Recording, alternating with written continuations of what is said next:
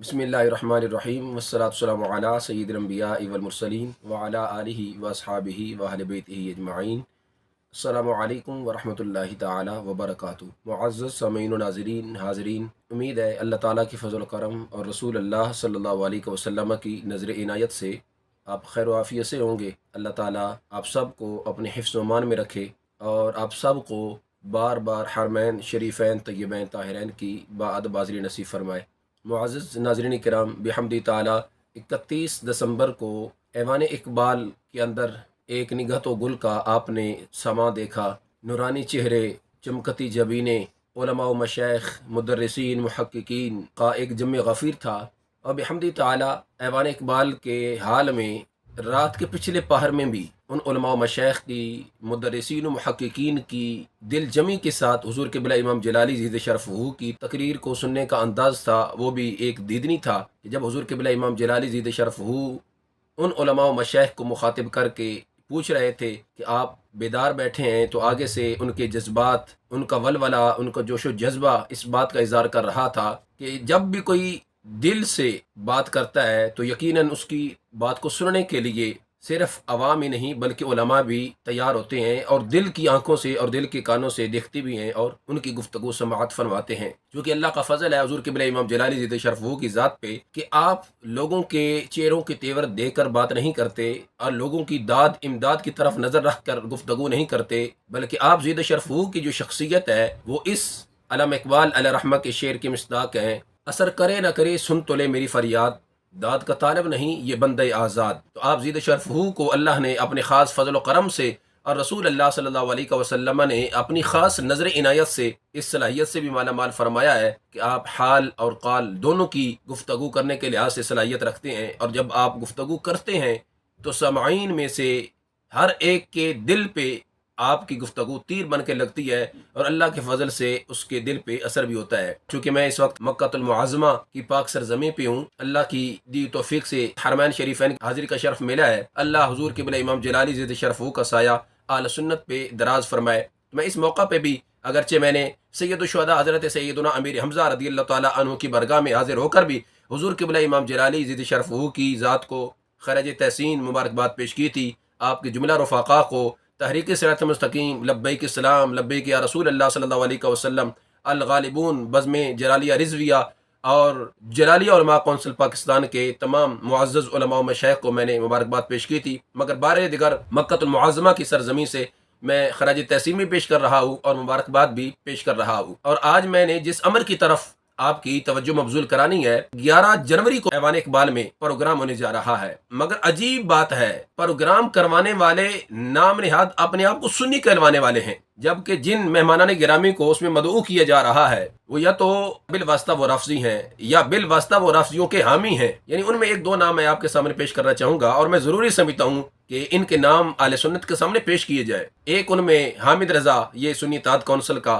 جو ذمہ دار ہے فیصل آباد کا، اگرچہ ان کے جد اعلیٰ سبحان اللہ، ان کا کیا کہنا، ان کا کردار، ان کی افکار، ان کی تعلیمات، ان کا فیضان کہاں تک پہنچا، مگر یہ شخص کتنا بگڑا، اپنے جد اعلیٰ کے نظریات سے ہی انحراف کر گیا، دنیاوی مفاد کے لیے، دنیاوی جاہ و جلال کے لیے، دنیاوی مال و زر کی ہوس میں سب کچھ بھول گیا۔ یہ نذیر غازی جس کے پچھلے دنوں کافی بیانات وائرل ہوئے حضرت سیدنا امیر معاویہ رضی اللہ تعالیٰ عنہ کے لحاظ سے، اور پھر اس نے جو ایک لولی لنگڑی وضاحت پیش کی، وضاحت اس نے کیا پیش کرنی تھی کہ اس نے مزید امیر المؤمنین حضرت سیدنا امیر معاویہ رضی اللہ تعالیٰ عنہ کی عالیہ محترمہ جو کہ عظیم تابعیہ ہیں رضی اللہ تعالیٰ عنہ، ان کی بھی توہین کی، ان کی بھی گستاخی کی، اور مزید اپنی فاسد باطل و تعویلات و تشریحات کی بنیاد پر وہ مزید پھنستا گیا، اور اپنی گفتگو اس نے کس انداز میں کہاں تک کی سب نے بذریعہ سوشل میڈیا دیکھا۔ ہمارے استاذ گرامی حضور قبلہ مفتی ڈاکٹر ذہن محمود قادری جلالی نعمانی زید شرفہ اور ہمارے فاضل حضرت مولانا مفتی محمد عرفان علی جلالی زید شرفہ کی گفتگو، اور بندہ نچیز نے بھی اس پہ اپنا اظہار خیال کیا تھا، آپ نے بذریعہ سوشل میڈیا وہ سارا کچھ دیکھا ہوگا۔ مگر یہ پروگرام جن کی طرف سے کیا جا رہا ہے وہ نوید الحسن شاہ صاحب ہے۔ نوید الحسن شاہ صاحب کا ایک پروگرام 24 نیوز پہ بھی ہوا، اس نذیر غازی نے بلایا، اور بلانے کا مقصد صرف اور صرف یہ تھا جس میں اشارے کنایے سے وہ یہ کہنا چاہ رہے تھے کہ جی ایک شخص نے سیدہ خاتون جنت سیدہ فاطمہ الزہرا رضی اللہ تعالی عنہا کی مقدس طیب و طاہر ذات کے لحاظ سے ایسی گفتگو کی ہے تو یہ ان کا پیر خانہ ہے، اور انہوں نے اپنے آستانہ سے بھی نکال دیا اور یہ کر دیا وہ کر دیا. تو جو نذیر غازی نے نوید الحسن شاہ صاحب کو 24 نیوز پہ بلایا، جو چڑھاوا چڑھایا تھا، تو اب وہ نوید الحسن شاہ صاحب اتارنا چاہ رہے ہیں. 11 جنوری کو ایوان اقبال میں اسی نذیر غازی کو بلا رہے ہیں، جس کے نظریات کیا ہیں، جس کی سوچ فکر کن لوگوں کی طرح ہے. اہل سنت و جماعت کی جو سوچ ہے، جو فکر ہے، جو افکار، نظریات، تعلیمات ہیں، جو مسلمات و معتقدات ہیں، وہ اس شخص کے نہیں ہیں. باوجود اس کے سب کچھ واضح ہو گیا سوشل میڈیا کے ذریعے، اس کے نظریات بالکل عیاں اور واضح ہو چکے ہیں.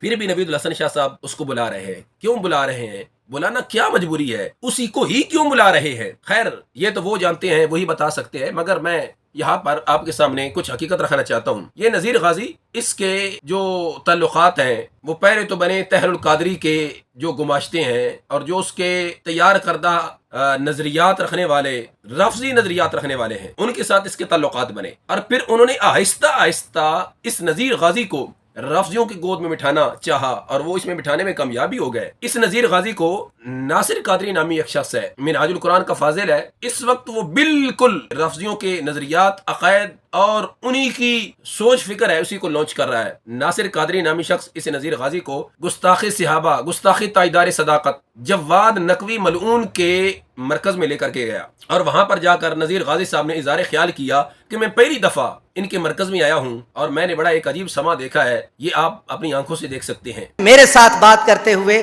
خود قبلہ نقوی صاحب نے یہ بات کی، سید محمد جواد نقوی صاحب نے. انہوں نے کہا کہ اہل بیت اطہار کا اتنا ذکر ہم نہیں کرتے جتنا یہ غازی صاحب کرتے ہیں. اللہ تعالیٰ ان کو لمبی عمر عطا فرمائے صحت کے ساتھ. آج کل 24 نیوز پر نور سحر پروگرام کے میزبان ہیں، تشریف لاتے ہیں جناب جسٹس ریٹائرڈ نذیر احمد غازی صاحب. نحمدہ و نصلی علی رسولہ الکریم، اما بعد فاعوذ باللہ من الشیطان الرجیم، بسم اللہ الرحمن الرحیم. قابل احترام علماء کرام، معزز سامعین کرام، میں تو آج پہلی مرتبہ، مجھے پروفیسر ناصر صاحب جو ابھی خطاب فرما رہے تھے، یہ بہت ذکر کرتے تھے کہ عروۃ الوثقیٰ جو ہے ادارہ، وہ بہت بڑا ادارہ ہے اور بڑا مسلمانوں میں اتحاد اور اتفاق کے لیے بڑی کوششیں کر رہے ہیں جناب جواد نقوی صاحب. تو میں پہلی دفعہ آج یہ حاضر ہوا ہوں، مجھے بڑی راحت ہو رہی ہے کہ ماشاءاللہ آپ کے جذبے دیکھ کے.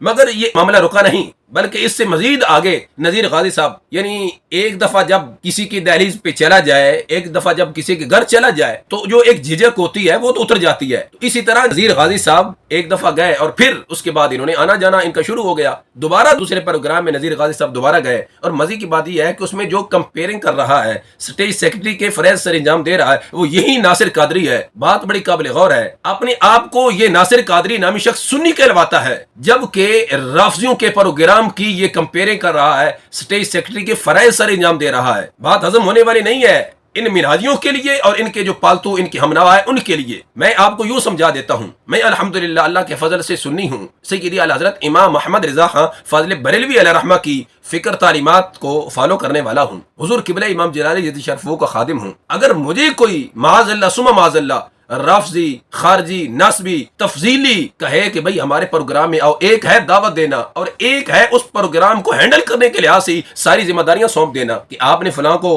خطاب کا ٹائم دینا ہے، فلاں کو بلانا ہے، فلاں کو بلانا ہے، یہ الگ ہے. اگر مجھے صرف اس پروگرام میں آنے کی دعوت دی جائے، اگرچہ یہ بھی بہت بڑا جرم ہے کہ میں وہاں پہ جاؤں، اللہ اس سے قبل مجھے موت دے دے، مگر وہاں جانا اور پھر وہاں جا کر اسٹیج سیکرٹری کمپیئرنگ اور سارے یہ معاملات کرنا، یہ اس سے آگے اور اوپر درجہ ہے. یہ طاہر القادری کے جو پالتو ہیں، ایسے اپنے آپ کو معاذ اللہ لباس خضر میں چھپے اور احزن بن کر سنی کہلوا کر رافضیوں کو پروموٹ کرنے والے ہیں کہ رافضی ان کو صرف اپنے ہاں پروگرام میں بلاتے نہیں بلکہ اپنا سارا پروگرام ان کے ہینڈ اوور کر دیتے ہیں کہ جی آپ چلائیں، جیسے مرضی چلائیں. تو یہ ناصر قادری نام شخص دوبارہ سے اس نذیر غازی کو اس پروگرام میں دعوت دے رہا ہے، خطاب کی، ذرا یہ بھی دیکھیے گا.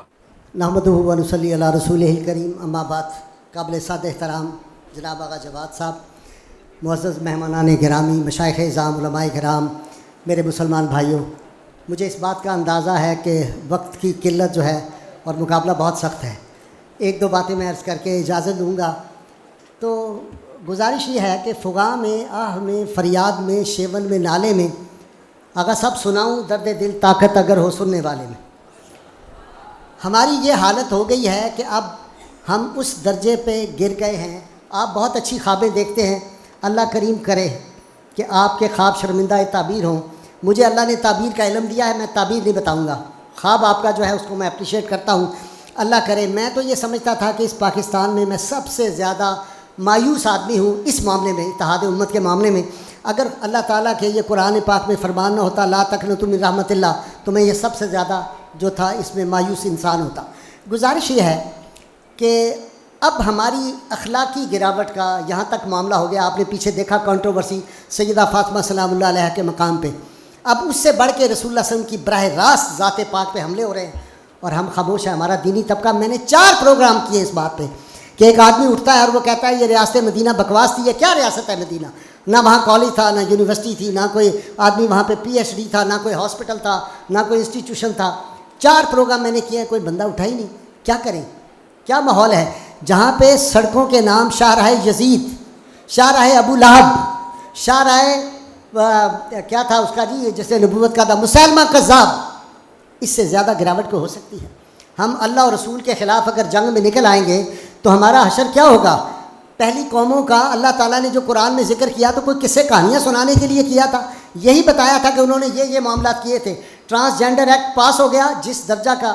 اللہ تعالیٰ آپ کو جزائے خیر دے. آپ نے اور جماعت اسلامی کے کچھ لوگوں نے مال روڈ پہ احتجاجی مظاہرہ کیا، لیکن یہ جتنا بڑا اللہ اور رسول کے خلاف جنگ ہو رہی ہے اس پہ جتنا ری ایکشن ہمارا ہونا چاہیے تھا وہ ہمارا نہیں ہوا. ہم کیا کر رہے ہیں؟